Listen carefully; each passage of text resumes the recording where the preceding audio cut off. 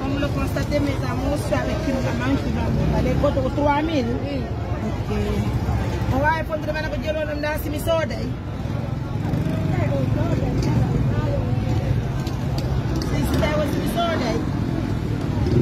What's that for the nanny?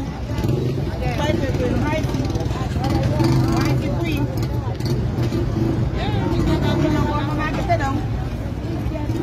And I get to. And I get to. I could go on Atana. I am down. When I'm going to go to the station, they don't have to be or like they don't run me through it. Maria Premiette,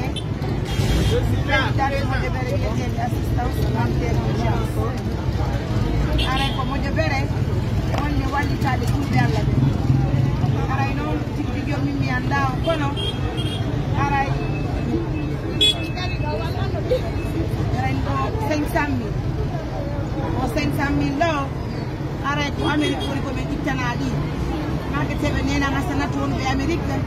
At the limit, 500 million and what was the kind of people. I don't know if you think some people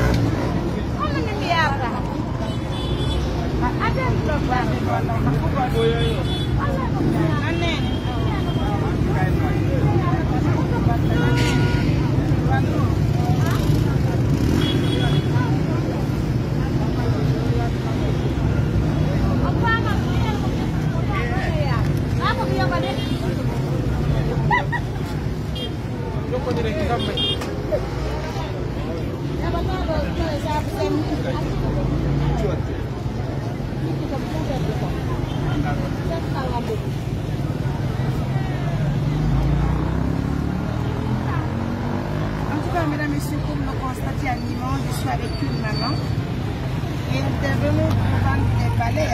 Alhamdulillah, on se rencontre au marché d'Avaria toujours. Merci pour la confiance, pour l'attention. Nous vous disons grand merci de la confiance. Encore une fois de plus.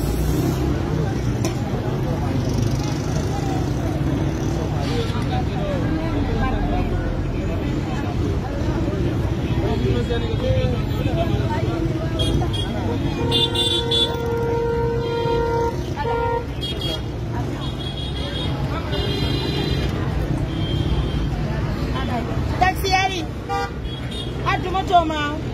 Ya, Jonathan taxi ya ona. Atu moto. Awat.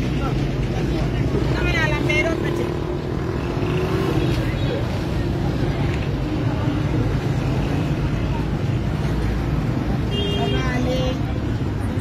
Voilà la compagnie à la maison, ça fait plaisir, mesdames et messieurs. Comme vous le voyez à Limoges, voilà un peu l'importance de l'ONG Assistance Humanitaire d'Urgence. Merci pour la confiance. Accompagnons les personnes chargées. Aimons nos mamans, protégeons nos mères. Rappelez-nous de l'accident.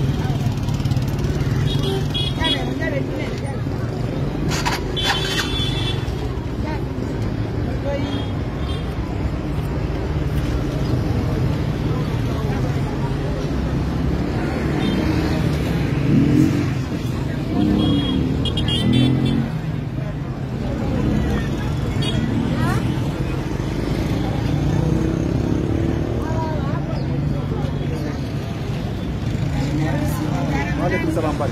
Alfar, kalau yo bonan.